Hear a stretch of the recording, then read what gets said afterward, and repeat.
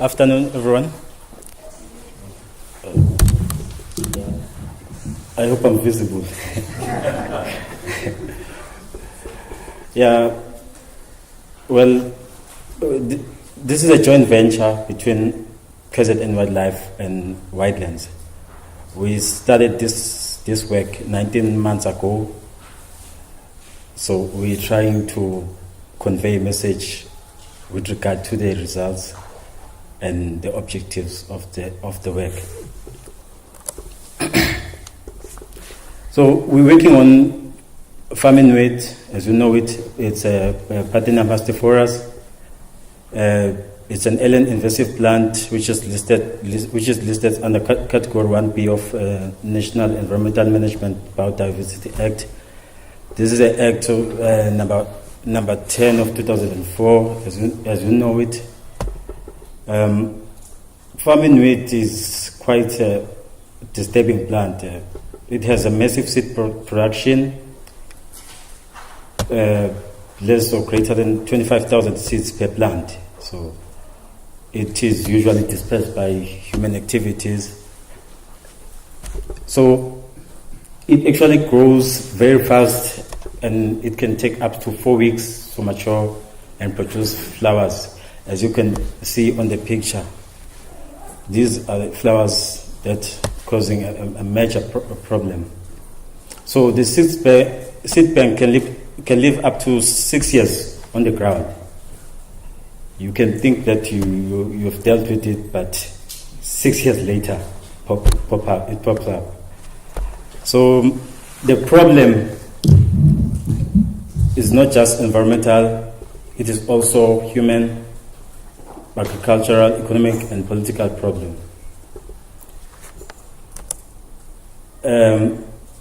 Fortunately, this invasive plant is the only plant that has a national strategy designed for it. It's the only invasive that has a national strategy that is specifically designed for it. So, with regard to national strategy, Colette was one of the leading people in designing it. So, it has national strategy identifies some various management zones. So, those who will be curious about the national strategy, they must go online and then they'll find the PDF such as this one.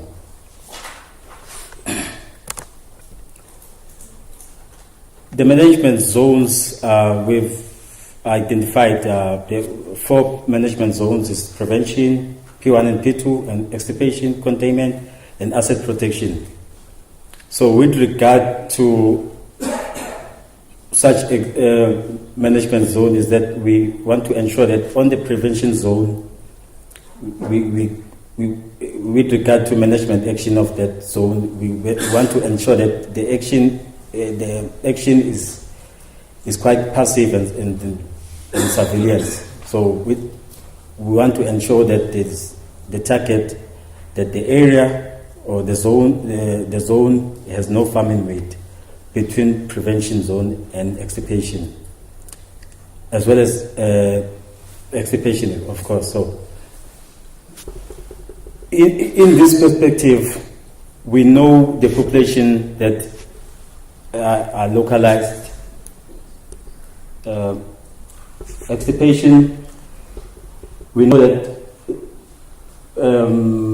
the extent of famine weed is fairly localized, but our actions have to be active and surveillant with the target of ensuring that there is no famine weed in these respective areas. Because if there is no active surveillance, these zones can change immediately to fall under the containment and asset protection. So we are trying to ensure that the famine weed does not exist in these zones. Just to cut to the chase. And then with regard to containment zone, we want to keep the famine weed on those zones. I will show you the zones right now. We want to keep the famine weed on those zones so that they can't go or they can't spread towards other parts of South Africa. So in this case,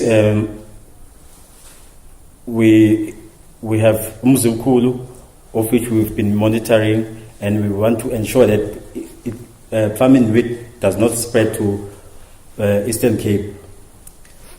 With regard to asset protection, it is widespread, it is out of hand already, it's abundant. Many of you knows about Umkanyagu, the district of which it's a problem. So in this regard, we only identify protected areas that we want to clear those protected areas. I can name such as a few like Umkuze. We are dealing with that, and Tembe, Ndumo. We want to protect those areas so that they remain protected. Well, this is a map of that was designed back in the years of famine weed management zones. Red is extirpation zone, orange is containment, yellow is asset protection. You can actually see that on the western part of the country, it is fairly clean, but on the eastern part of the country, I can include Swaziland, our neighboring countries, Mozambique, all the zones are there. That's why we are trying to ensure that famine weed does not spread towards this site, because then the cost will be much higher. So the objective of this talk is to evaluate the cost effectiveness of surveillance, early detection and rapid response of our work. We try to convey such message that it has produced some positive results, make recommendations, and proposal for the future use of this approach. So the objectives of the program, is to detect soon after establishment and prevent further spread, increase advocacy, which is aimed to at people to take ownership of their famine weed problem. These are the methods that we use out in the field. So in order to identify where to survey, first we study the area thoroughly, and identify some high-risk areas, as well as respond to reports from various stakeholders. So in this case, I work with my colleague who's in front of me, Zatembe Tombela. It's two people, which is me and Zatembe, on a 4x4 vehicle, and we bring along herbicide applicators and then on the 16-liter knapsack sprayers. So we are trained in famine weed identification and herbicide application. We use the combination of both foot and vehicle. I remember at some stage we walked for 10 kilometers up at Mfolozi. So we use GPS, and then if we come across isolated populations, we treat them immediately with metsulfuron methyl. So again, advocacy is the key element in this program, and then this helps us to raise awareness to local people, government entities, using posters and oral presentations. Back to the zones, with regard to the results. So we have discovered 24 sites on the prevention zones, and then we have discovered 23 plus sites on containment zones. So with regard to prevention zones, there are areas which no one has been to, such as Ladysmith, Newcastle, Utrecht, Paul Petersburg.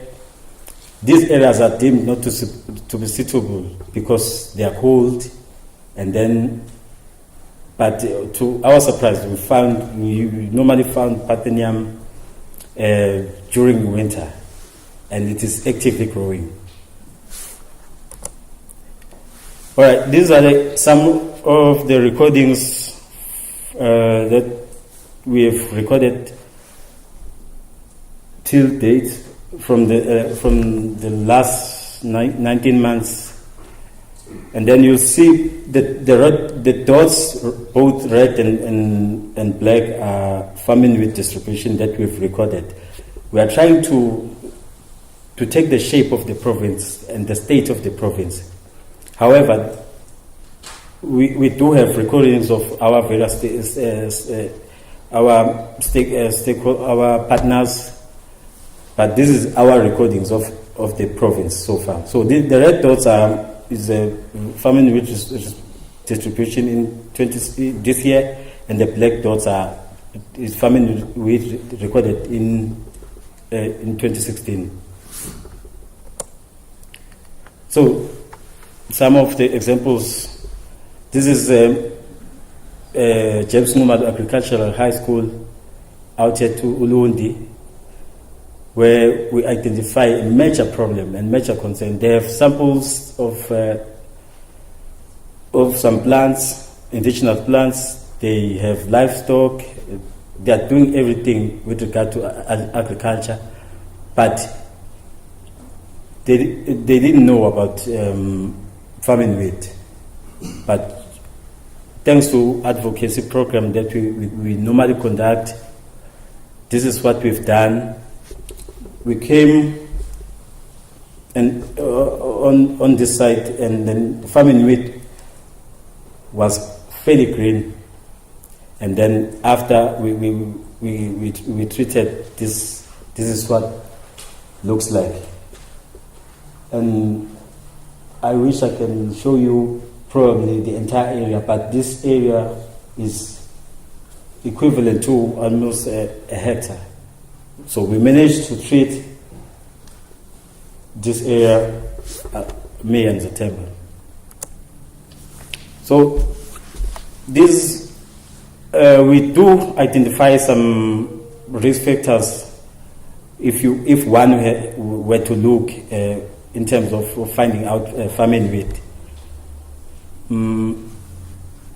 The picture on the screen was taken close to Nongoma, up in Zululand.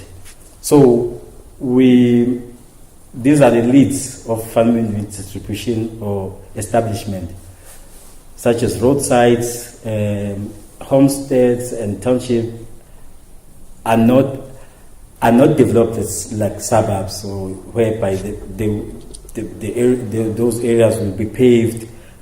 In the townships, we found that the water runoffs, the grounds are exposed. That makes it suitable for family to establish. So construction site, communal water points, where people congregate, such as taxi rank, river water courses, the steppe or overgrazed lands, are good for family establishment.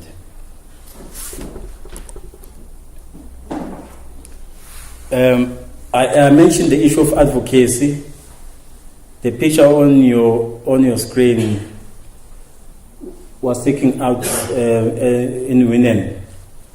So we engaged with the owner of the land, and then this is what we discovered in the first place. But when you get back, we found that he took the initiative, and then he controlled the area.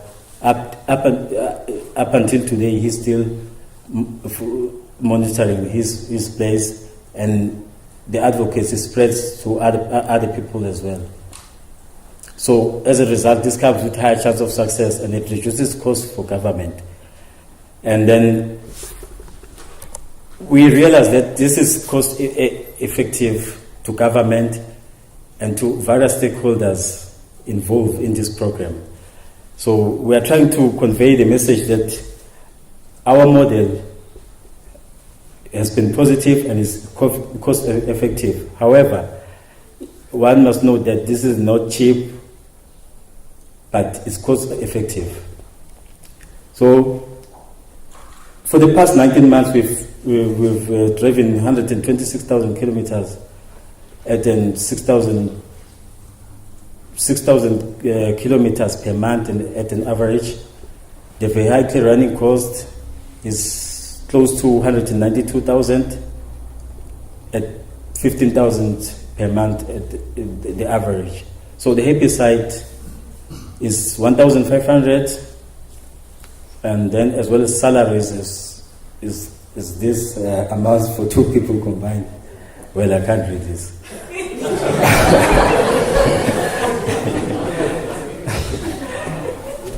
Well, including this such incidental per month, which equates to 40 over 46,000 at an average per month.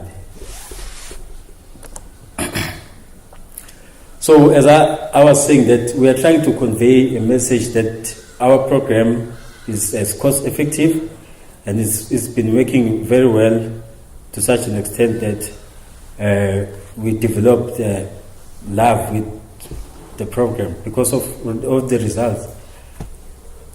So this is this graph is just a case of one site that was discovered out in Newcastle. The site was half a hectare, but no one has been to Newcastle searching for famine weed. We did go there and discover famine weed, and then we came with a model or the projections that since the soil seeds bank can stay up to 5 years on the ground, then let's come with a model that says if famine weed out in Newcastle were to be discovered in 5 years' time, then the projection tells us that we've managed to save government almost R500,000 if this site in Newcastle were to be discovered in 5 years' time. So we, as early detection and rapid response team, we've managed to save government almost 900% in terms of eradications, in terms of operations.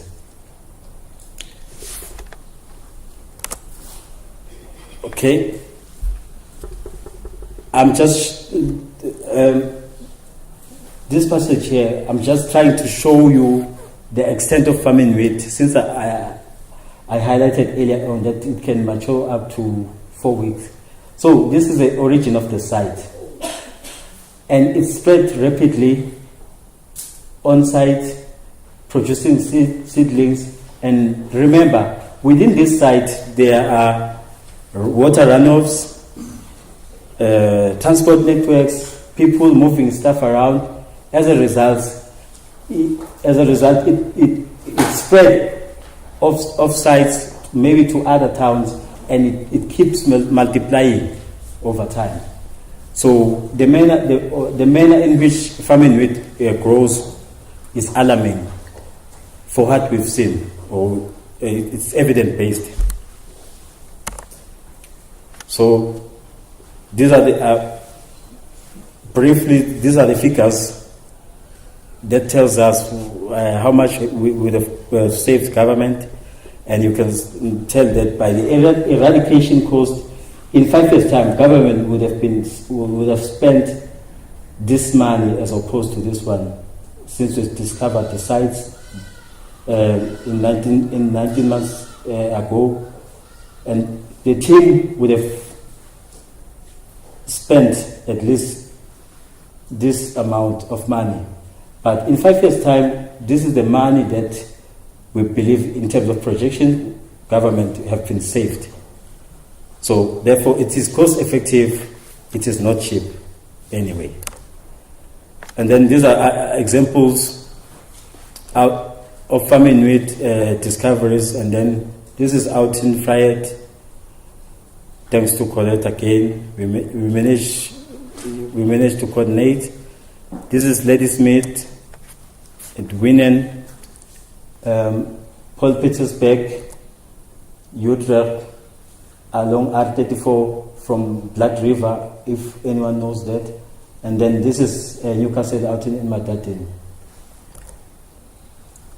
these are the key findings that we actually discovered, that famine weed is spreading rapidly into prevention zones and containment zones. Remember that in these zones, our target is that there should be no famine weed at all, but they are spreading, and these zones are likely to change in future if the processes are slow. So it's actively growing and just reproducing in the middle of the winter as well. Many people know that famine weed dies, but famine weed is actively growing during winter. So these are the criteria that we identify high-risk sites, such as the state locations, transport network, just to name a few. And then advocacy is quite fundamental. So again, our approach is not cheap, however, it is cost-effective. So we recommend that we continue and upscale EDRR work. We need more teams. We can also add other species as well, such as pom-pom. And again, we believe that we need to update the management zone in the national strategy since it's outdated. So these are people that I would like to acknowledge: Mr. Ian Rushworth, as well as Mr. Andrew Waitley, not leaving Natural Resources Management for funding. Thank you.